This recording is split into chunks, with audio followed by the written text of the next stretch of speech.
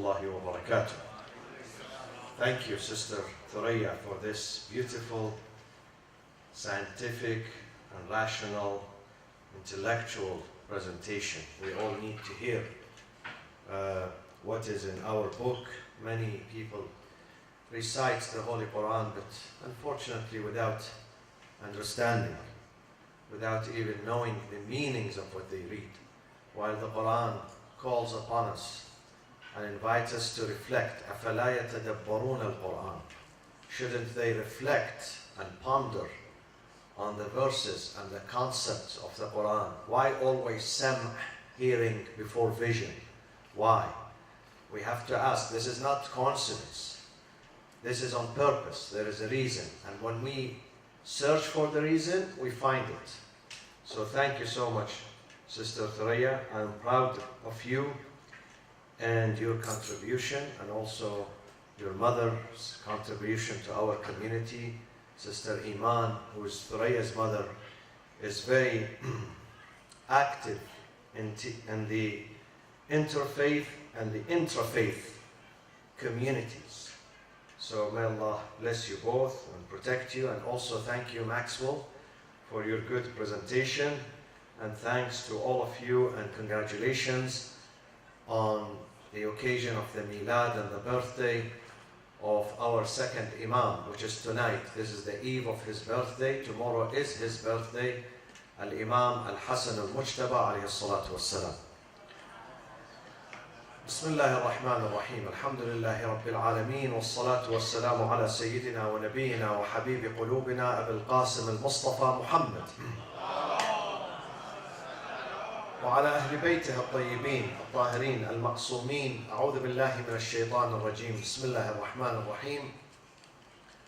ألم تر كيف ضرب الله مثلا كلمة طيبة كشجرة طيبة أصلها ثابت وفرعها في السماء تؤتي أكلها كل حين بإذن ربها ويضرب الله الأمثال للناس لعلهم يتذكرون. صدق الله العلي العظيم.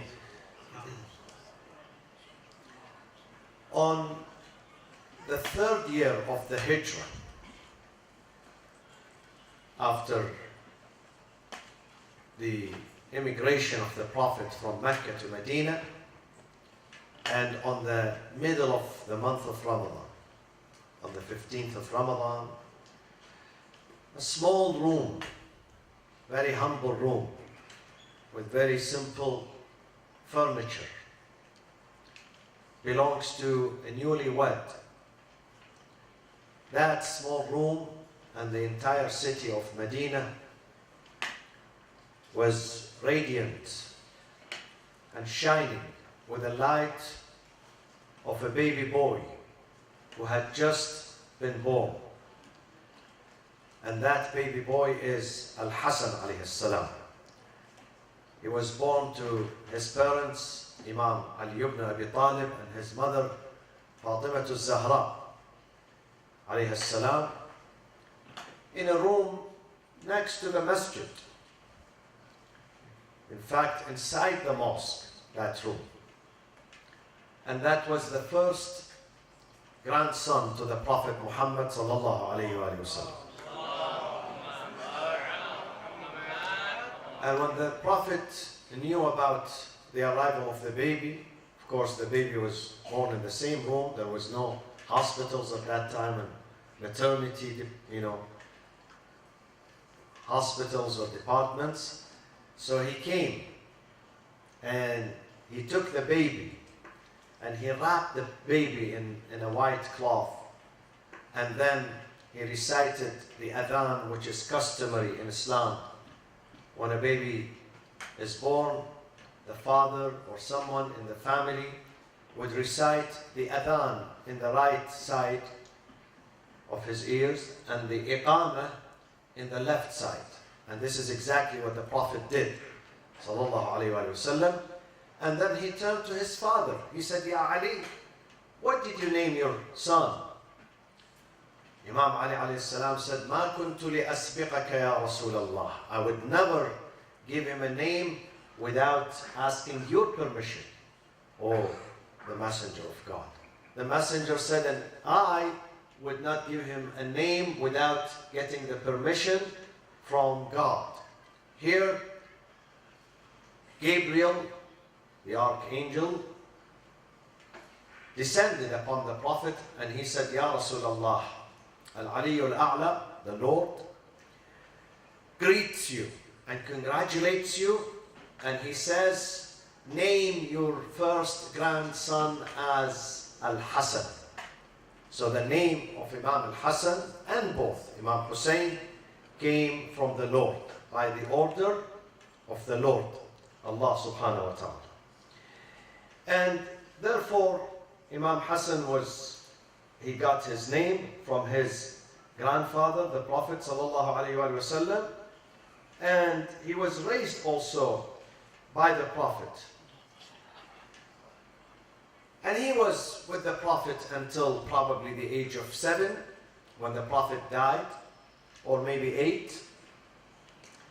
And then he was raised by his father and his mother in the house of Ali and Fatima. Then he was with his father when his father moved from Medina to Kufa. At that time, Imam Hassan probably was in his mid-30s. When his father died, he was about probably 37 or 38 years old. And the Muslims, the community of the Muslims, they chose him and they elected him and they paid allegiance to him as the next caliph after the murder of his dad. His father was died in the middle of the mosque when he was praying, as we're going to know about it in a couple of nights. So the son succeeded the father. But then there was a problem. There was a governor all the way in Syria, in a land called Sham, which is the ancient name of Syria. And that governor did not pay allegiance to the new caliph, to Imam Hassan alayhi salam. And he declared himself to be the caliph of the Muslim Ummah. And that governor by the name of Muawiyah ibn Abi Sufyan probably was the most deceitful and deceiving and cunning leaders of all times. He wrapped himself in the cloth of piety, taqwa, and religion, but in fact, he himself accepted religion by force. He and his dad, his father Abu Sufyan. And he was very manipulative. So he asked Imam Hassan that you have to surrender to me and I have to be the caliph, knowing that the people paid allegiance to Imam Hassan alayhi salam as the next caliph for the Muslim Ummah.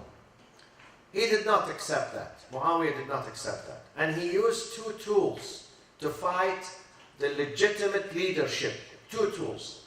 One of them is propaganda.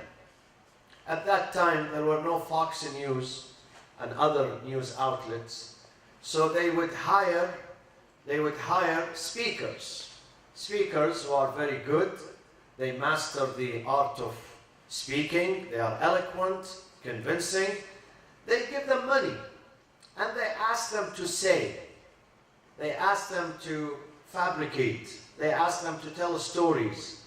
They ask them to falsely accuse this or that.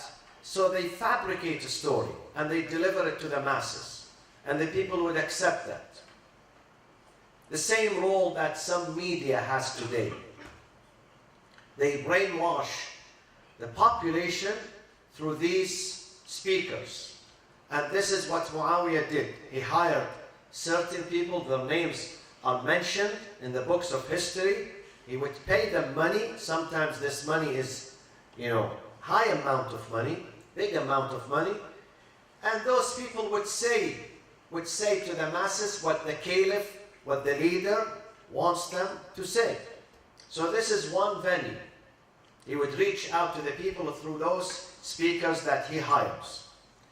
The second tool of fighting the legitimate leadership was through military actions. Muawiyah was in Syria at that time, in Damascus. And Muawiyah, unfortunately, was endorsed by the caliphs who were before him, namely two caliphs, Uthman ibn Affan and before him Umar ibn al-Khattab. Muawiyah was appointed to be the governor of Syria during the time of the second caliph, Umar ibn al-Khattab. And when Uthman came to power, became the caliph, he would endorse him. So for almost 20 years, 2 full decades, Muawiyah bin Abi Sufyan was the governor of Syria for 20 years. So he threatened Imam Hasan, the newly elected government, which was at that time in Kufa, in Iraq, with military actions. And he did. He invaded Iraq with his army. With his army from Syria, they invaded Iraq, and there were some casualties and some wars that I don't want to go through these things tonight, that you can read them in the history. There were many casualties and lots of bloodshed. But Imam Hasan alayhi salam was keen to stop this bloodshed, or even to prevent it from happening in the first place. He didn't want to see division in the ummah, in the community. Muslims fighting other Muslims. He didn't want to see this. So Imam Hasan decided that the best way is to uncover this person. This person is working in the name of Islam. The best thing is to uncover him and to expose him, so people would know exactly the nature of this man, Muawiyah bin Abi Sufyan. Many people were misled by him through his media, through his propaganda machine. They were misled by him. Imam Hasan decided that the best thing is to tell the people the truth, is to tell who this man is and what are his intentions. His intention was to destroy the entire religion, the entire Islamic faith. He would misinterpret the verses of the Quran. He would fabricate hadith, sayings, and attribute them to the Prophet ﷺ. False hadiths. They are not true. He would hire some people who are good at producing hadith. He would give them money, go to the pulpit, the mosque is packed with people, and say, this is what the Prophet said. While we know that Muawiyah, he accepted Islam by force. Yes, it is true. In the history of Islam, we have some people who accepted Islam willingly, out of love and conviction, and there are some people who accepted Islam by force. They didn't like Islam, but they had no choice. One of them is Muawiyah and his father Abu Sufyan. Read the details of how they converted to Islam. They were pagans, idol worshippers. On the 8th year, just a few months before the death of the Prophet Muhammad sallallahu alaihi wasallam, they had to accept Islam by force. They didn't believe Islam is the right religion. They wanted to remain pagans. And they looked at Prophet Muhammad as being their rival. They didn't even recognize him as being a prophet. They didn't recognize him. It was so hard for Muawiyah and his father to accept this term, Ashhadu anna Muhammadan Rasulullah. It was so hard for them to accept it. They didn't accept it. But they had to. They had no choice. So such people who do not believe in Islam definitely would not come and serve Islam. And they had the opportunity of seizing the government and these high positions, and they would impose their will on the people. So this was the situation with Imam Hasan alayhi salam. He was faced with a very difficult, tumultuous, very painful years. The last years of his life were very painful. Very painful. until 6 months. Imam Hasan alayhi salam was caliph only for 6 months. By force, he was expelled and he was forced to sign the peace treaty with Muawiyah bin Abi Sufyan. And Muawiyah becomes the caliph, Amirul Mu'mineen. What a beautiful name. The leader of the community of believers. Muawiyah, who had hard time to believe in God, in the existence of God, now he is Amir al-Mu'mineen. And this title and this situation of Muawiyah reminds me of one of the Muslim countries today that claims that they are the leaders of all the Muslims, but then you know what they do. You know some of what they do to Islam. I don't want to repeat that name of that country every night. You know it. Read the newspapers. So, here Imam al-Hasan alayhi salam went back from Kufa to Medina, and he decided to nurture the people, to teach the people. Ignorance is the biggest disease. People who surrender to Muawiyah, to someone who's very cunning and deceiving, and they accept him as a leader, there is something wrong with that society. That society is not healthy. And that society wants to wake up and to learn. That society requires education and tarbiyah and refinement. So Imam Hasan decided to go and teach the people. One of the fabrications against Imam Hasan, which many people still say it today, even if you go to some Friday prayers at some mosques, you see the Imam saying this. This is a false hadith. I'm giving you an example. I'm giving you an example here of the false hadith that was created by Muawiyah himself. What does he say? He attributes to the Prophet that the Prophet said about Imam Hasan, "Inna ibni hada sayyidun." My son Hasan is Sayyid, master, leader. وَلَعَلَّ اللَّهِ يُصْلِحُ بِهِ بَيْنَ فِئَتَيْنِ عَظِيمَتَيْنِ مِنَ الْمُسْلِمِينَ. One day God is going to reconcile, through him, reconcile between two great groups of the Muslims. Who are these two great groups? One of them, the group of Imam Hasan himself, and the other, the group of Muawiyah. Muawiyah was the one who fabricated this hadith, to give legitimacy to himself, to say, I'm a legitimate group. See, the Prophet is saying about me, I'm a great group. The Prophet never said this hadith. Why did Muawiyah invent this hadith? Because Muawiyah, in the battle of Siffin against Imam Ali, the legitimate leader, he murdered 70,000. He was the reason 70,000 Muslims were killed.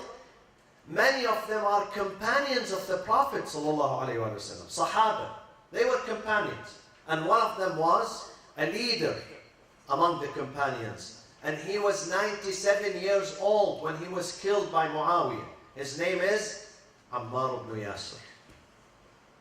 Ammar ibn Yasir. The Prophet says about Ammar ibn Yasir, Muli'a imanan. Muli'a, he is full of faith from his head to his toe. Full of faith. This man at the age of 97 was murdered by the army of Muawiyah ibn Abi Sufyan during the battle of Siffin. And he's buried in Syria. He's buried there. It was in the Syrian territory at that time. So Muawiyah wanted to vindicate himself. So he created this hadith. But that hadith is not true. That hadith is fabricated. In fact, when we read the history and investigate, see, reading alone does not help. You have to investigate. Your job, when you read the history, you have to investigate. You should be a researcher, not just you read. Because many of these materials that you read, It's not supported by evidence. Many of them were written by people who are hired just to write. You have to investigate. You have to research. Once you begin researching, you find the truth. So when we read about Muawiyah, we find that the Prophet, and this is according to great Sunni Huffaz. Huffaz, who's the Huffaz? Who is called Hafiz? No. Hafiz today, when someone memorizes the Quran, but this is not the actual meaning, real meaning. Hafiz is the one who's transmitter of Hadith, the Hadith of the Prophet ﷺ. They call him Hafiz. So many of those Huffaz, transmitters of the Hadith, who are Sunnis, such as Ibn Sa'd in his book, Al-Tabaqat al-Kubra. This is a very important book in the Sunni tradition. Such as Ibn Hajar in his book Tahdhib al-Tahdhib, such as Al-Dhahabi in his book Mizan al-I'tidal. They say this hadith, they narrate this hadith of the Prophet sallallahu alayhi wa sallam. He says, إِذَا رَأَيْتُمْ مُعَاوِيَةَ عَلَى مِنْبَرِ فَاقْتُلُوهُ. If you see this man, Muawiyah, occupying my pulpit and speaking from my pulpit one day, murder him. Murder him, فَاقْتُلُوهُ. This is what the Prophet said about Muawiyah ibn Abi Sufyan. So he cannot be a leader of a great nation or a great group. He cannot. This is fabrication.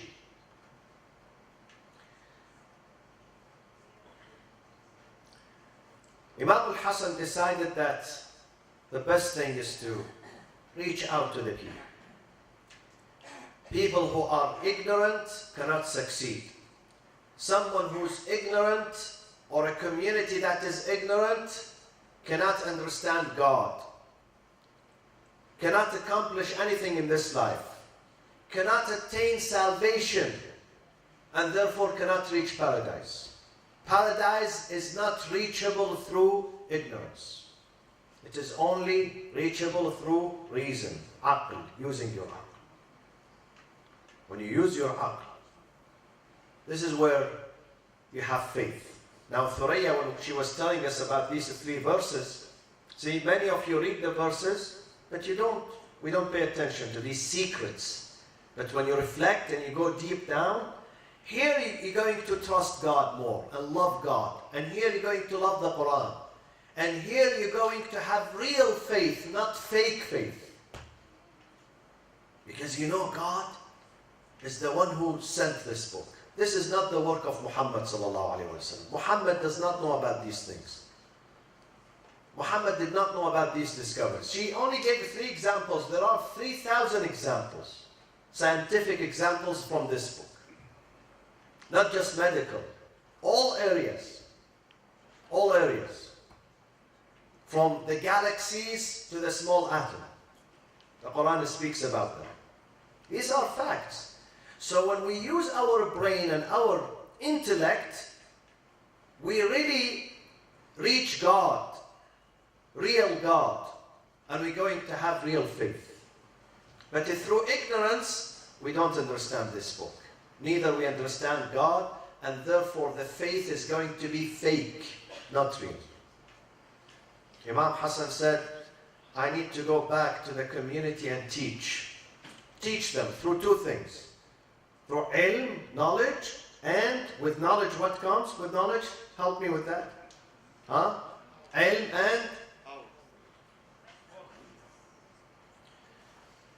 and ahsant. But amal, how is the amal? Put it in another. Ilm and something else. Huh? Ilm and akhlaq, my friend. Akhlaq. Ilm alone, knowledge by itself, does not function if you don't put it beside akhlaq, manners. This is what Ahlul Bayt incorporated in their life. Ilm, knowledge, and akhlaq, both hand in hand. They work together. If you take akhlaq from ilm, ilm becomes only theories. And if you take ilm away from akhlaq, akhlaq becomes only what? Rituals. Rituals. People pray, rituals means they pray, ruku', sujood, but it does not have content, does not have a spirit. These are rituals. But when you put When you put ilm next to it, akhlaq, it becomes faith, true faith. Therefore, he started helping, reaching out to people through education and akhlaq. And he is well known for his generosity. He was so generous. Imam Hasan is being defined within the family of the Prophet as being Kareem Ahlul Bayt, the most generous in the family of the Prophet. He's the most generous. No person comes to him asking him anything and that person would go empty-handed. Sometimes they say to him, "Oh, Ya Ibn Rasulullah, Imam Hasan, maybe this person, he has money, he doesn't need. He's just, he wants to get more money." He says, "Yes, I know. Sometimes he's not hungry. Maybe he has money. But since he knocks at my door, I would not return him empty-handed.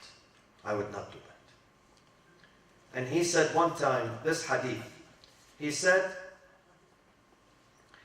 "Inni lillahi sa'il." When they said to him, "We haven't seen you one day repelling an inquirer when they come to you asking." Sa'il means a beggar.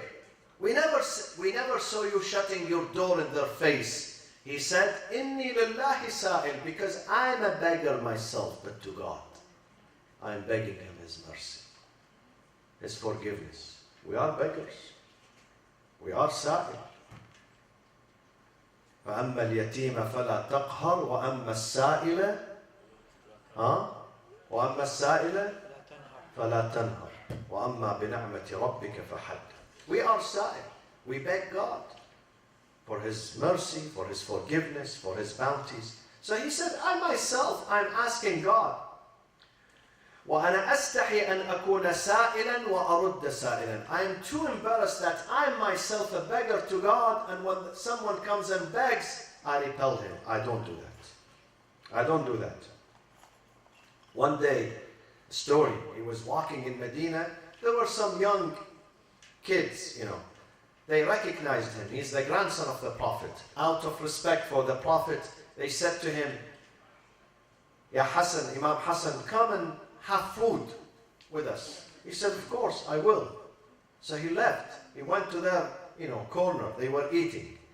So he joined them. He ate, and then the following day, he invited them to his house. When he invited them to his house, he said, "They are more generous than me."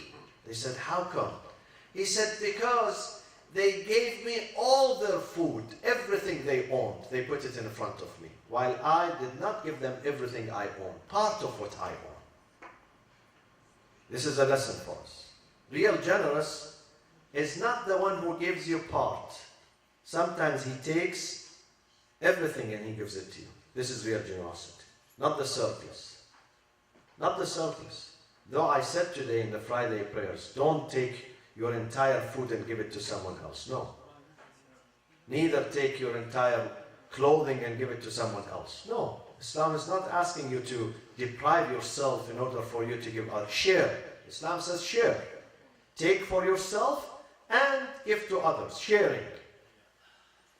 So when someone has little and he's ready to give that little, that is real generosity. Not when it is surplus and I don't know what to do with it. Like some people, they have extra furniture, they bring it to the masjid. Extra pair of shoes, they bring it to the mosque. Extra clothing, before they dump it in the trash, they bring it to the masjid. This is not generosity. Neither this is donation. Real donation and real giving when you give what you love, not what you want about to throw in the trash. This is not. Many Muslims, unfortunately, they treat their masajid as dumpster. This is how they treat it. They don't have respect.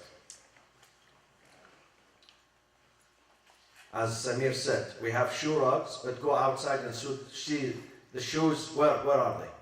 Go outside. Go in the lobby and see. Where is the adab? Where is the manners in Islam? Shouldn't we clean after we eat? We clean. after ourselves? Shouldn't we contribute? Shouldn't we help? Shouldn't we keep the masjid neat, clean? These are the manners of Islam. Where are we going to learn? When? Some people are not learning. It's about teaching. It's about education. Islam should be quality religion, not just religion. Quality religion. Islam is not by numbers, by quality. It's not by quantity, how many people we have. I don't care how many, even if they are 5 billion. If we have 1 million who are organized and committed and dedicated, they are much better than 5 billion. And this is the wording of this book, not me. God says, if there is 20 people who are organized among you and committed to their faith and to their Lord, they are better than 200 people who are disorganized. إن يكن منكم 20 صابرون يغلبوا 200. And if you have 100 people organized and committed, they are better than 1,000 who are disorganized. We Muslims, we love numbers, big numbers. We don't love organization. We don't.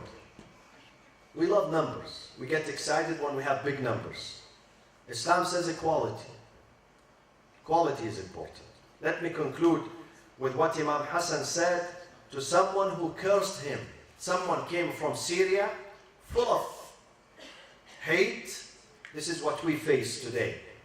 In some societies, tomorrow, there are in many cities throughout the nation in America, there is a march against Islam. Tomorrow, Saturday, organized by some Islamophobic in this country. So someone came and he was yelling at the Imam in Medina. He was yelling at him, cursing him right in his face. Imagine, Imam is the grandson of the founder of Medina. Imagine someone comes to the son of George Washington and he curses him in the middle of Washington, D.C. This is what used to happen for Ahlul Bayt. They are the children of the Prophet. They curse them, they murder them. Imam Hussein was murdered by Muslim community, by people who pray, people who fast, people who say, Ashhadu an la ilaha illallah, Ashhadu anna Muhammad Rasulullah. These things happened in Islam and are happening now. These things are still happening. So this person comes to curse him. Listen to the answer of the Imam. He was not angry. Imam was not frustrated. Imam was cool. And he said to him, أحسبك غريبا أيها الشيخ. Oh my old man. Sheikh means, Sheikh is a good title. When you respect someone in the Arab culture, you call him Sheikh. أحسبك غريبا. I think you are a stranger. You are from outside of town. You are not one of the people of the city. فإن كنت جائعا أشبعناك. If you are hungry, we would feed you. أو عريانا كسوناك. If you need clothing, we will cover you. أو محتاجا أغنيناك. If you are in need, we will enrich you. أو طريدا آويناك. If you are a fugitive, we will give you shelter.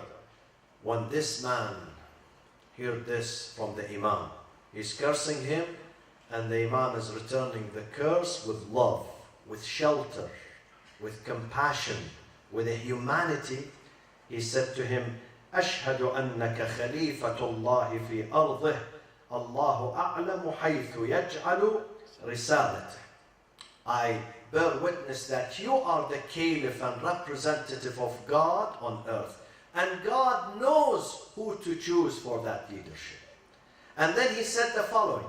He said, كنت أنت وأبوك أبغض خلق الله إلي والآن أنت وأبوك أحب خلق الله إلي.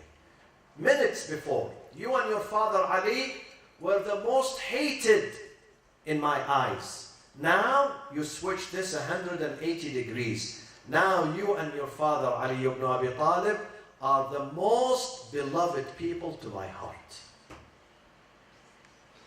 This is akhlaq. This is akhlaq, my friends. Akhlaq is magical, creates magics, turns people 180 degrees. I remember a few months ago, maybe last year. Some of the bikers in Arizona, they decided to surround a mosque during Friday prayers and attack that mosque. Bikers who are, wearing tattoos and some of them carrying weapons. And here, many people, they freaked out. They decided not to go to the mosque, to stay indoors. But some leaders in that mosque, they said, when they come and they surround our mosque, we will provide them with food and a drink. Food and a drink. And this is exactly what they did. And those bikers, they came with the intention of attacking, maligning, cursing. But when they saw food and a drink coming, and some of them definitely they love kebab. Who doesn't, It smells good. That's it. It was diffused completely. The anger went away. They were busy eating and drinking. And they started smiling. And this is a theory in this book. ادفع بالتي هي أحسن. When someone is attacking you, don't attack him back. Use a good method. بالتي هي أحسن. Use your intelligence. Use your love. Use your heart. Because some people are confused. And some people are ignorant. They think that you are here to destroy. They don't know about you. So when you show them love and compassion, you diffuse that anger. This is what we learn from Rasulullah sallallahu alaihi wasallam, from Imam Hasan, and from the family of the Prophet.